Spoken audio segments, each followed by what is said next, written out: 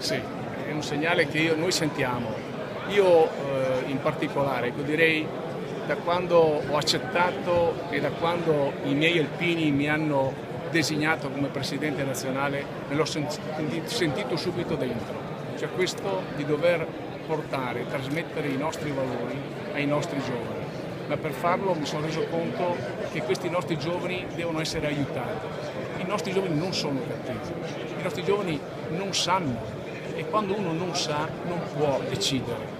Quello che è il grave, secondo me, della nostra scuola è che si preoccupa di insegnargli magari tante cose astruse, ma non si preoccupa di insegnargli qual è il senso dello Stato, il senso della vita, il senso dell'appartenenza. Sono cose fondamentali. Quella che io allora, mi piacerebbe chiamare anche adesso, in un riassunto chiamerei l'educazione civica.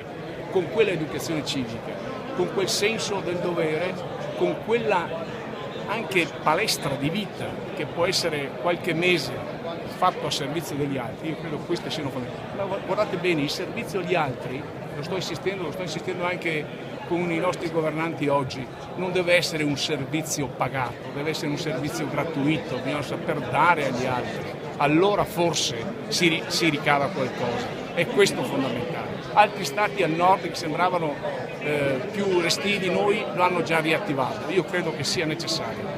Presidente, hanno parlato di 70 milioni di indotto, 63 milioni di lavoro e 7 milioni di raccolti. Sono cifre record per questa...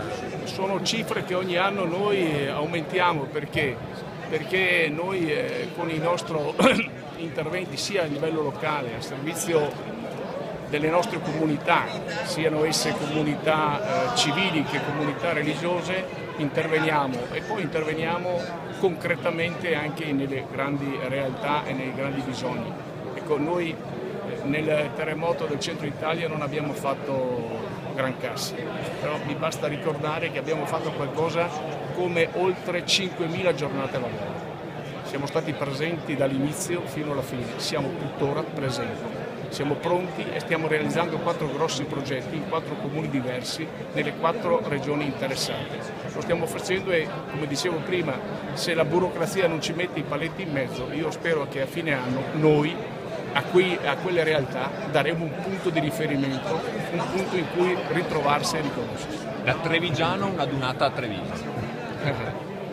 E questo io non dovrei dire niente perché io sono il presidente nazionale degli alpini, l'ho sempre spiegato, ma da Trevigiano una dunata a Treviso per un presidente nazionale è il massimo che si potesse pensare e sperare. Ecco, cosa spera che rimanga invece nella storia di questa donata di Treviso? Io spero che rimanga quel significato forte che abbiamo voluto dare, io spero che rimanga a tutti, alla nostra gente, ma soprattutto, ripeto, ai nostri giovani un ricordo particolare. Ecco perché ho insistito, come dicevo prima, che le nostre sezioni andassero nelle scuole, le portassero in giro a fare il percorso sul Piave, sul Grappa, sui nostri sacrari, per capire qualcosa. Io sono convinto che quei ragazzini, quei tanti ragazzini, poi faremo il consultivo a fine, che sono venuti con noi, un ricordo di questi giorni, di quei momenti, se lo porteranno dietro per tutta la vita, come è successo a me tra l'altro. Un po' si è arrabbiato per via degli alberghi, però.